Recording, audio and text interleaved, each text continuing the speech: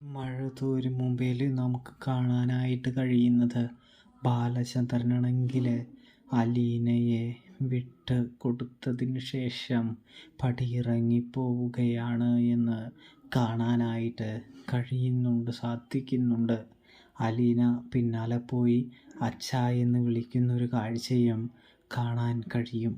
മോളെ, നീ ഇനി ഇവിടെ നിന്നാൽ മതി, നിനക്കൊരു ബുദ്ധിമുട്ടോ കാര്യങ്ങളോ ഒന്നും തന്നെ ഉണ്ടാകില്ല എന്നല്ലേ സ്റ്റാൻലി പറഞ്ഞത്, നിൻ്റെ അച്ഛൻ പറഞ്ഞത്.